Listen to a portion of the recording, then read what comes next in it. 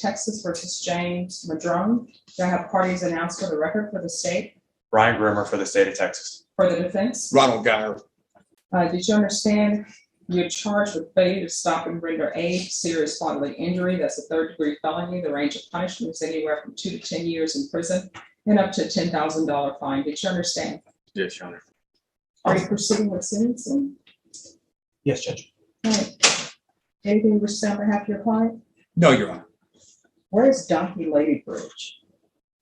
Now it states in here that they had met you through a lease.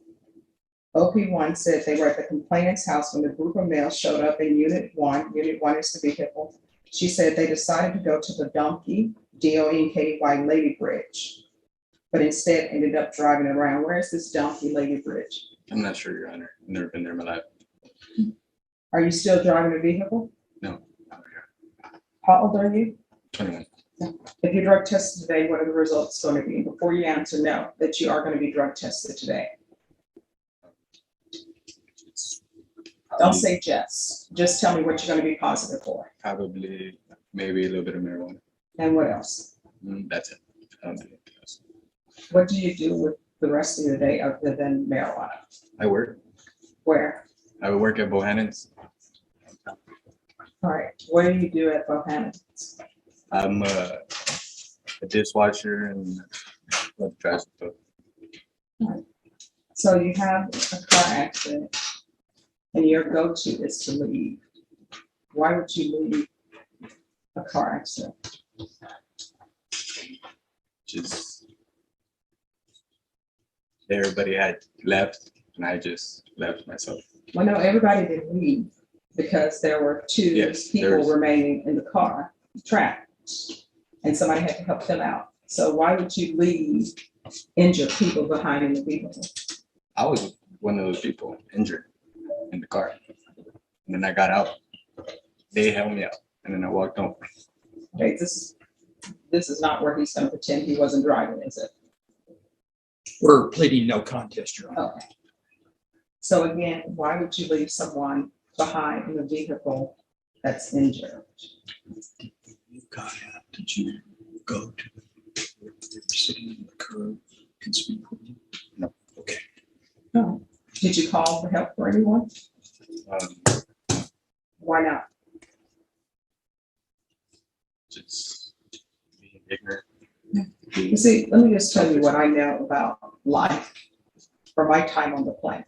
And I think I can say this because I have more of my life behind me than in front of me. Yes. Is that big things somehow ends up snowballing for young people into bigger things. Number one, there shouldn't have been any speeding. Number two, nobody should have taken any drinks and driven. And number three, if there's an accident, you call somebody. If you would have stayed and helped, if you would have called somebody, guess what? We wouldn't be here for a failure to stop and render aid. So how are you getting around town without driving? Oh, so the brilliant plan after causing a car accident was to just leave? Because, why not add abandonment to the list of bad decisions?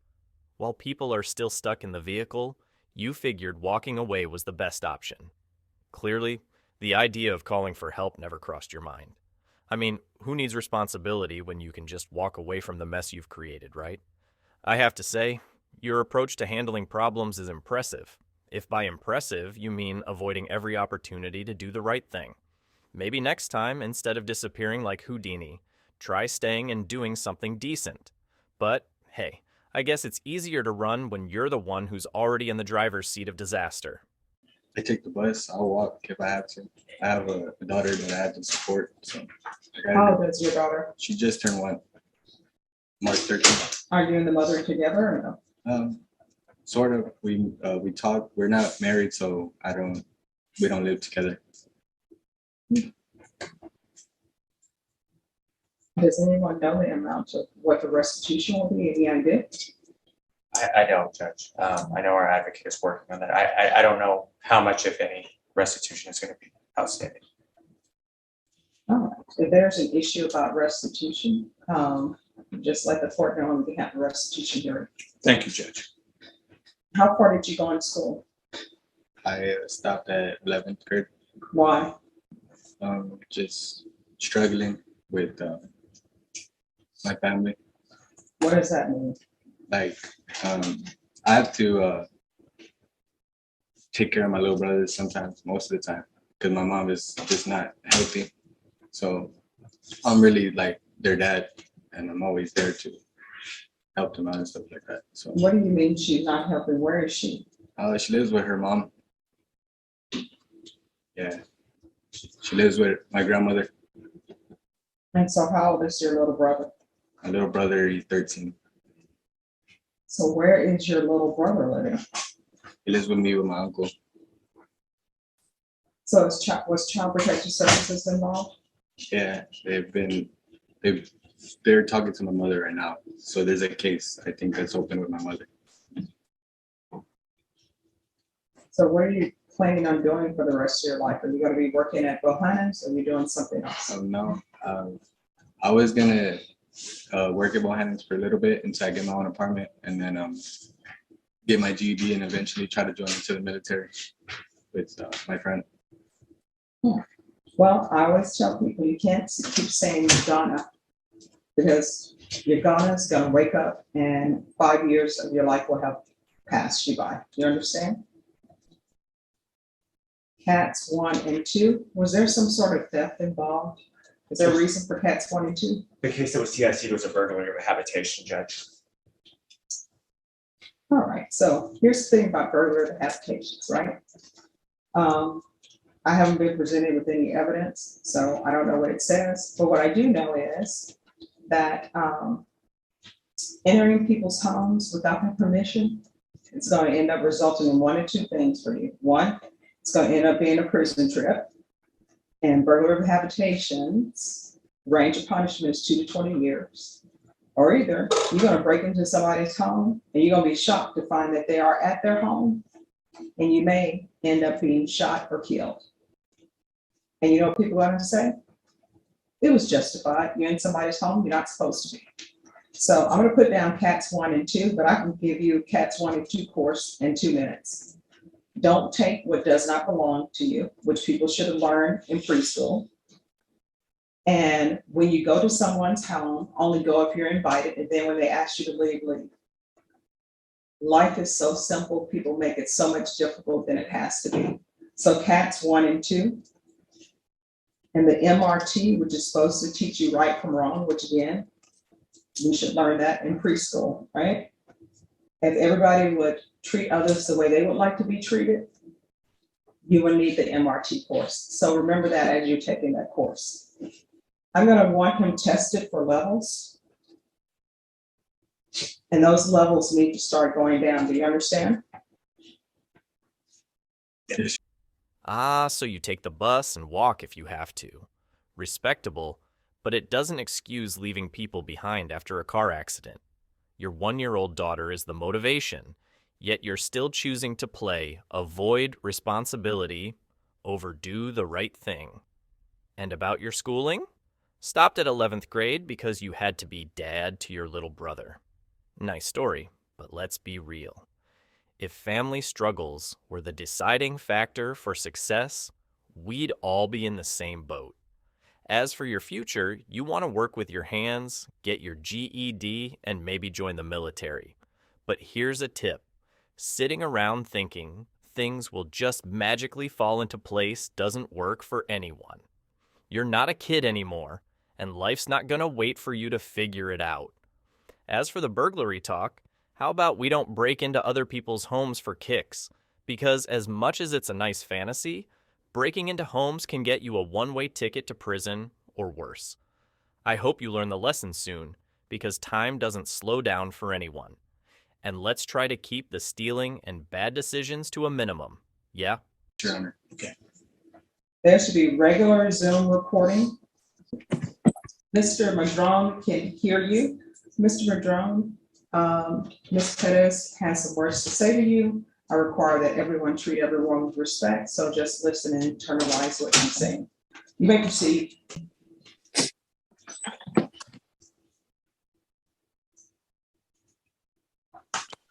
After everything,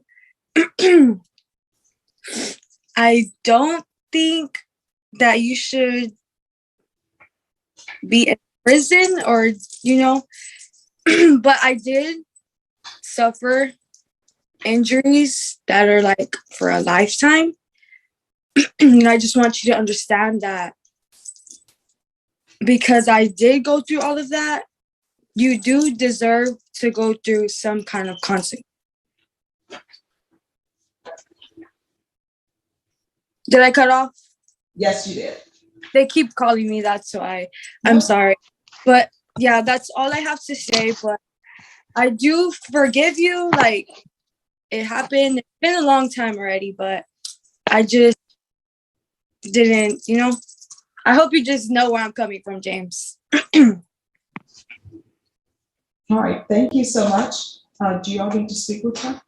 I don't believe so. We have contact. We can talk to Ms. Perez after this. Thank you, Ms. Perez. Thank you. Thank you. All right, probation will go over conditions with you. Are you the same James Madrone who was placed on deferred adjudication in 2021 CR 2437 for the offense of failure to stop and render aid serious bodily injury on March 21st, 2022 for a period of 10 years? Is that you? Yes, sir. State. Violated condition number 4. In Bexar County, Texas, the defendant, James Madrone, did then and there fail to report to the supervision officer as directed for the months of January and December 2023 in violation of condition number 4. How do you plead to that, true or not true? True, Your Honor. State. Your Honor, we waived the other violations alleged in the motion. No objection. All right. Mr. Madrone, did you understand by pleading true to violation of condition number 4, the court could find it true, grant the motion, find you guilty, and sentence you up to 10 years in the prison and up to a $10,000 fine? Yes, I understand. Knowing that, do you still wish to plead true to violation of condition number 4? Yes, Your Honor. Court will find violation of condition number 4 true. Is there a proposed agreement? It's not, Your Honor. We're going open. We are asking for the 10 years, Your Honor, and I believe the defense might be heard on it. All right. Defense, what are you requesting? Judge, we're requesting that he be placed on probation, that he be given weekly UAs and intense supervision. Basically, Judge, this was a lot dealing with financial issues. He has 2 small children that he was responsible for, living with his grandmother at the time. He's now presently employed. I believe he has the resources now to continue taking drug testing and support his children. So I think basically, Judge, if we give him weekly UAs and ISF and put him back, not ISF, but intense supervision, that he's able to complete the probation successfully. You have anything to add, James? Yes, Your Honor. All right. You want to raise your right hand? Do you solemnly swear and affirm the testimony you give will be the truth and nothing but the truth, so help you God? Yes. All right. You can lower your hand, state your name for the record. James Madrone. All right. It says here that you didn't talk to the manager and you left when asked to stay in the lobby by the probation officer. Your Honor, I was my grandmother, thankful for her that she helped me with my burdens when I had to do these reports and everything, and she would have my kids in the car while I'll be reporting. So at that time, I really didn't have too much time to be there due to my being responsible for 2 children. So that was just that at that time. That was it. Okay. That doesn't make sense. Ah, so James, you're pleading true to violating condition number 4, but it's like, hey, I'm doing it for the kids and my grandma helped me out. Yeah, we get it, life's tough, but we're not talking about forgetting to pick up a carton of milk here. Failing to report to your supervision officer isn't exactly, oops, I missed a meeting. You're putting others in a bind, and it sounds like the world doesn't stop when you're juggling kids and burdens. So, you're employed now? That's nice, but just having a job doesn't mean the rules suddenly don't apply to you. As for the whole, I didn't talk to the manager and left when told to stay excuse. Seems like a classic case of I'm busy, so everyone else's time doesn't matter. Try being responsible next time. Sense to me. Your grandmother is helping you with your children. Yes. And how old are your children? 3 and 1. All right, so she's helping you with the 3 and 1-year-old. So you're telling me your grandmother drives you to see your probation officer Yes, and then says, I can't wait. yes, Your Honor. That doesn't make any sense to me. It's just like I have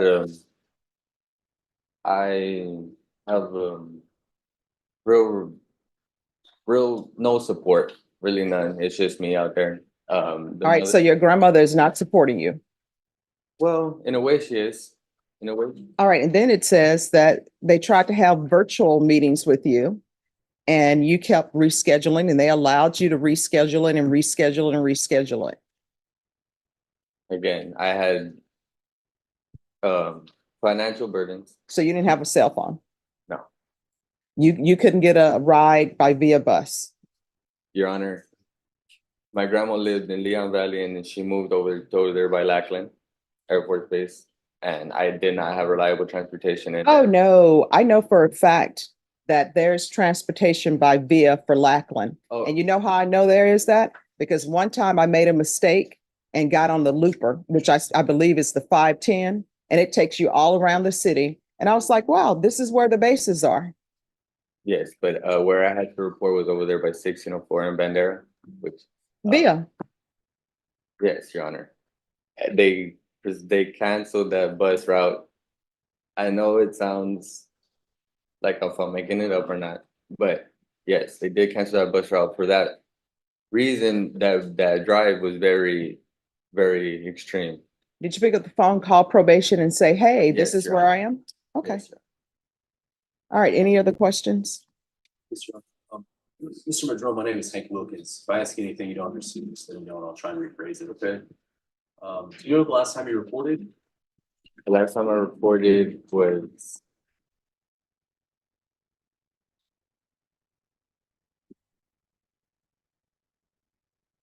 This year? yes. It was this year? So would you explain the probation thinks the last time you reported is November of last year?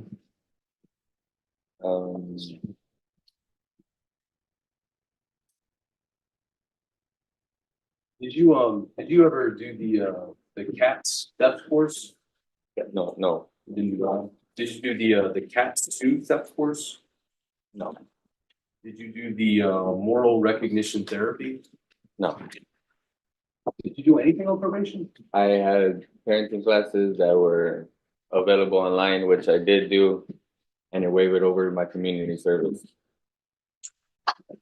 I'm sorry to interrupt. How can you do the parenting classes online, They but were you for can't free. report? No, but you can't report to probation online. Explain that to me. I did report to probation online every time I had a Zoom meeting. And when it was in person, it was hard for me to be able to report due to my lack of transportation. Do you remember telling probation in January of this year, they're not going to do anything? No, Do you remember telling them, I know the judge will reinstate me? no, You understand that when you pled to this offense, that's a 3rd-degree felony, right? You're looking at up to 10 years in prison. yeah, I do understand.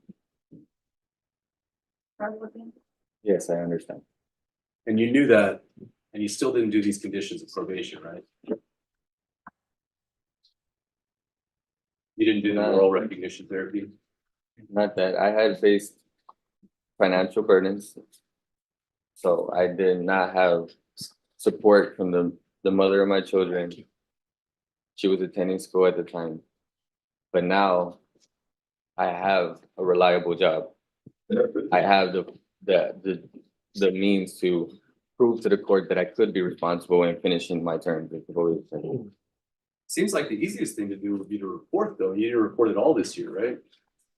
No, because she said that she was gonna file a motion to revoke, and I had said that, okay, that we have to do what we have to do.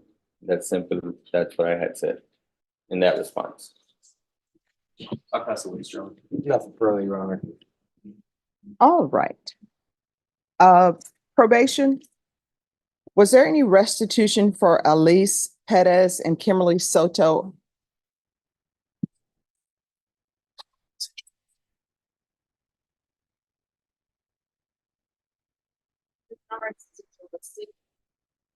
All right. So this is what the court is going to do. The court is going to find violation of condition number 4 true. The court is going to find you guilty. There's to be no unsupervised contact with minors. With regards to punishment, state, what are you requesting? Your Honor, we're asking Ah, yes, the classic I had no transportation excuse. But wait, what's this? There's VIA transit even in the middle of nowhere? Couldn't take the bus from Lackland? Funny how everyone around you seems to be making it work, but somehow you're the exception. And hey, it's not like the court and probation haven't been trying to help with the Zoom meetings and rescheduling. But let's not forget, when you signed up for probation, it was clear. You had a responsibility, not just some random life event to blame for dodging it. I mean, you couldn't even do a simple Zoom check-in, but you did manage to squeeze in parenting classes. Online. If that's possible, why was reporting such a mountain? Sure, things are tough, but tough enough to dodge the whole being responsible thing? Maybe next time, just pick up the phone and say, hey, I need help, instead of waiting until the judge is about to hand you a sentence. for the 10 years in prison. This is a third-degree felony. This is a SBI, Your Honor. Some other cases were taken into consideration of this plea. The defendant had opportunities between division. He didn't do much of anything on probation. I was trying to get some more information today. None of the answers are very satisfying. So we're asking for 10 years in prison. Defense, what are you requesting? Judge, I asked that he be sent, continued on probation and sent to ISF for a period of time to get his thoughts together. Be able to get out on the street and be a productive member of society and also a father for his 2 children. All right. Oh, yes. You wanted to add something? May I address the question? Sure. Yes, I would like to say that I would like to suggest no tolerant probation, where I may be supervising weekly UAs. I do not use drugs, and or an outpatient program, intense outpatient program that I can prove to the court where I can be responsible in completing my probation successfully. Okay.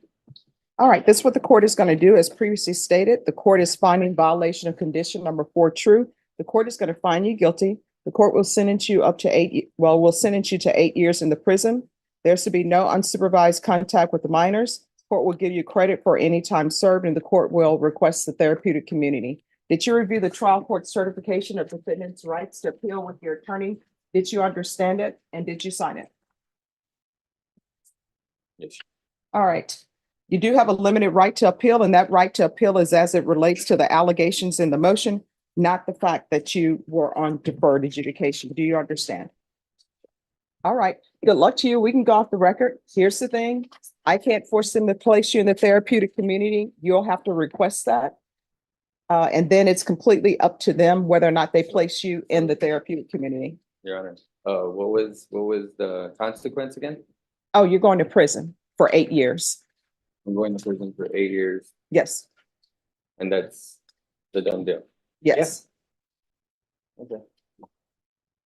All right. Good luck to you. Okay. Ah, classic defense strategy. Let's continue on probation. Just like that's the magic fix. Because nothing says rehabilitation like the same failed system, right? Sure, he's a father, but his responsibility ended with the kids and didn't stretch to his probation terms. So, poof, no more probation. Let's just hope those 2 little ones are better at following the rules than their father is. The state? Well, they're pushing for 10 years. Let's not forget, this wasn't a whoops moment. This was a case where a guy just kept on failing to meet the conditions.